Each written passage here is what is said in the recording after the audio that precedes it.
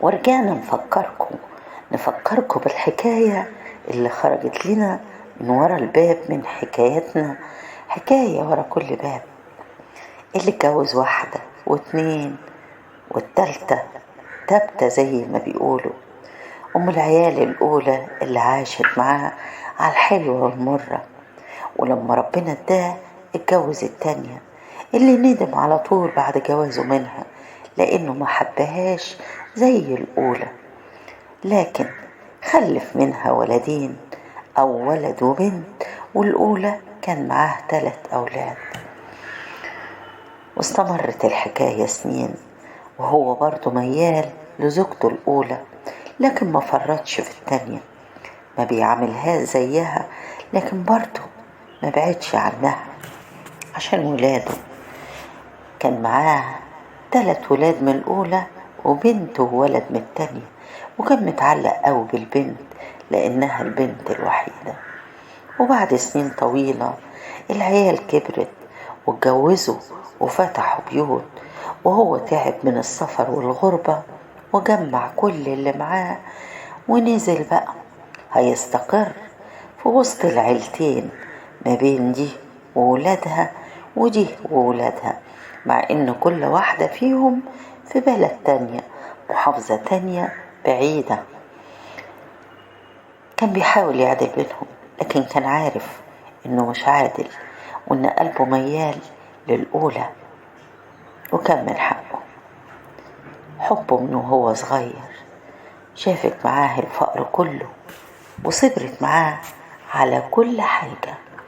المهم رجع بفلوس الغربة وتمن الغربة، ودور على منطقة في الأرياف هادية تتمتع بالخضرة والجمال، واشترى أرض وبنى عليها فيلا وزرع حواليها جنينة وعربية، وقال خلاص هي دي نهاية المطاف، هعيش بالقرشين اللي معايا والمكان ده هاجي أنا وولادي وأحفادي نقضي فيه أحلى الأوقات.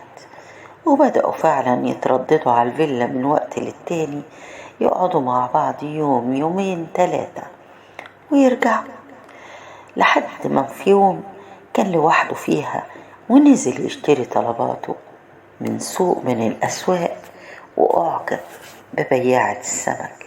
هو معدي 60 وهي في أول 30، لكن فكر على طول في الارتباط بيها، ولقاها مطلقة وعندها ولدين، واشترط عليها لما تقدم لها انه مش هيربيهم، ووافقت واديتهم لوالدتها، ووافقت على طول. ده مقاول كبير وله اسمه وعنده فيلا وأرض وعربية، هتعوز ايه اكتر من كده؟ كمان كان محتفظ بشبابه وشياكته ولياقته، ما كانش سنه يبان عليه. وتمت الجوازة وزوجاته الاتنين عرفوا، والاتنين طلبوا الطلاق، وطلق التانية اللي كان متلكك انها تطلب، انما الاولى لا. ويا للحظ العسر، الاتنين ورا بعض اصيبوا بنفس المرض، الاولى فشل كلوي والتانية فشل كلوي.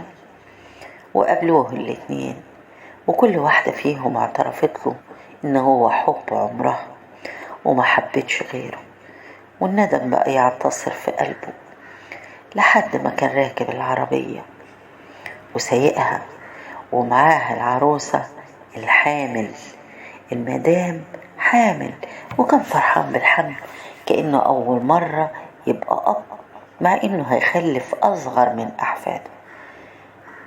والعربية اتقلبت بيهم، لكن ربنا نجاهم والناس لحقوهم ونقلوهم المستشفى. العروسة نزلت البيبي، كان بيبكي عليه بحرقة، كأنه راجل كبير رباه وبيدفنه بإيديه. ورجليها اتكسرت، والكسر كان خطير، وهو كان شوية ردود على شوية جروح، لكن كان بيصرخ مش من الألم اللي فيه، من الألم اللي فيها. معقول حبها الحب ده كله؟ حبها بجنون، كان كل ما تبكي يصرخ زي المجنون، وكأنه عايز يشيل الألم من جسمها يحطه في جسمه. واتصلوا بأولاده، وأولاده جم وبقوا مستغربين، هيتجنن، هيتهبل. ما بقوش يفكروا في أي حاجة في الوقت ده غير إنهم إزاي يهدوا أبوهم لا يجراله حاجة. حزين على اللي اتكسرت وعلى البيبي اللي راح. وقعدوا في المستشفى كام يوم لحد ما عملت عملية كبيرة في رجليها، وخرجت وهي وارد إن دي تعمل عجز في رجليها، وكان هيتجنن. وبدأ رحلة علاجها على نفقته الخاصة، بدأ يلف بيها على أكبر الأطباء عشان يعالجها. حقها عليه، حق ربنا، حقها عليه. زوجة وجوزها معاه، ايه اللي يخليه ما يصرفش على علاجها؟ وجري بيها وبقى يلف ويعمل عمليات في عيادات خاصة ومستشفيات كبيرة ويصرف لحد ما خلص كل فلوسه اللي في البنك، وبدأ يبيع من الأرض عشان يعالجها.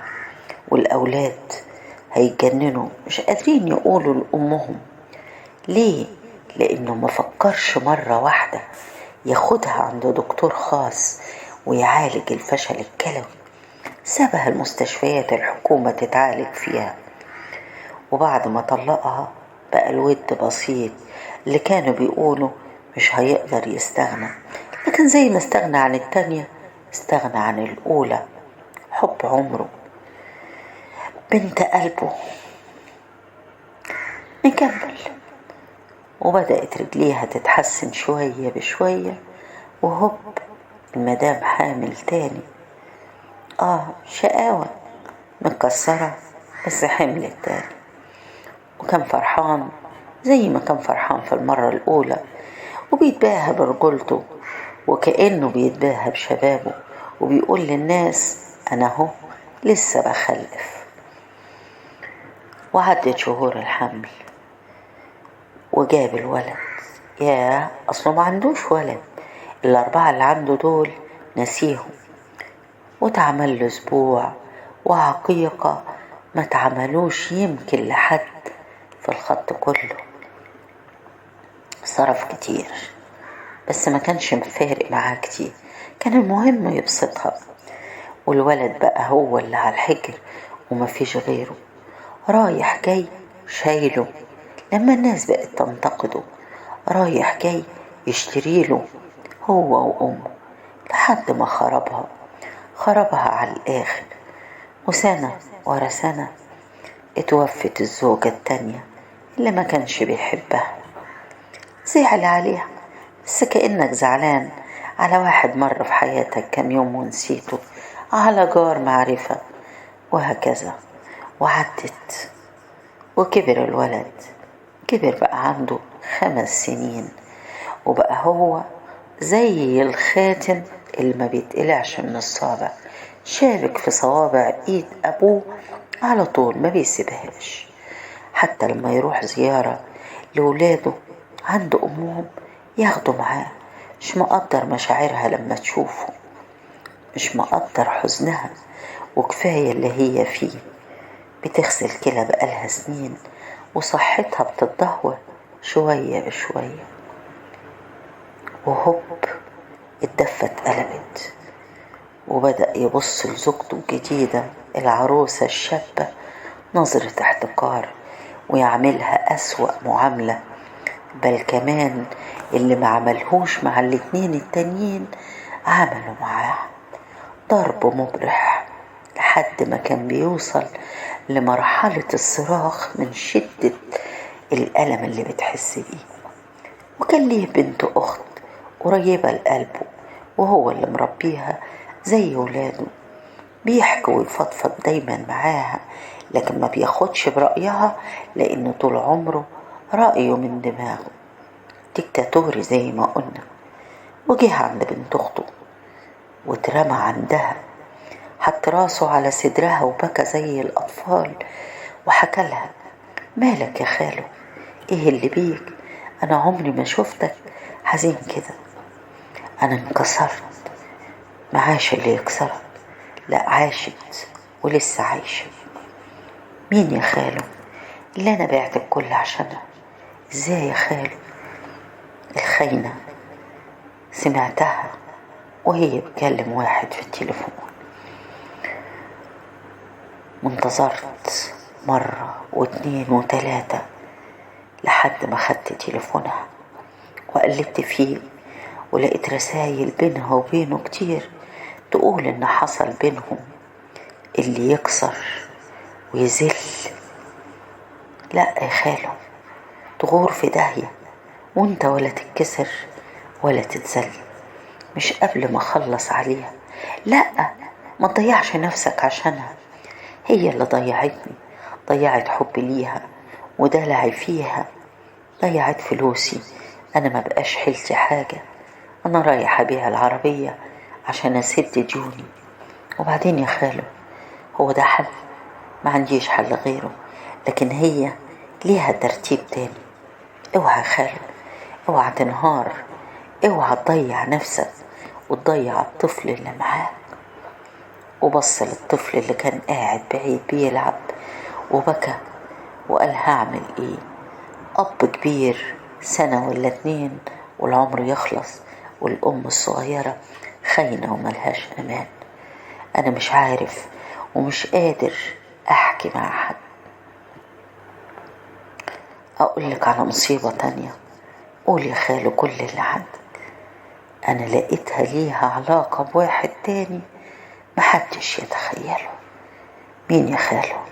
من المعارف؟ ضحك وقال لا، من القرايب. مين يا خالو؟ ابن اخوها. ايه؟ ابن اخوها؟ والله ابن اخوها، شاب صغير 20 سنة، عاملاه زي الشبشب في رجليها عشان يشتغل لها كل حاجة هي عايزاها. بتنوله من الحب جانب، بتدوقه وتشوقه. لا يا خالو، انت اكيد فهمت غلط. انا شفتها معاه وهو بيبوسها، مش بوسة ابن اخ لعمته. انا راجل وفاهم، يبقى انا مكسور ولا مش مكسور؟ ما تتكسرش يا خالو، ارميها. انت جبتها من السوق، رجعها تاني السوق، مش قبل ما اخد حقي واكسرها وذلها. انا رايحة بيها العربية وليا تخطيط وتفكير، وعلى الله التدبير. اوعى تتهور يا خالو، انا ولا هتهور ولا هتطور. انا هاخد حقي وحق ابني. هتاخده ازاي؟ هو ده اللي هنعرفه في الحلقة الجاية والمرة الجاية من حكايتنا، حكاية ورا كل باب.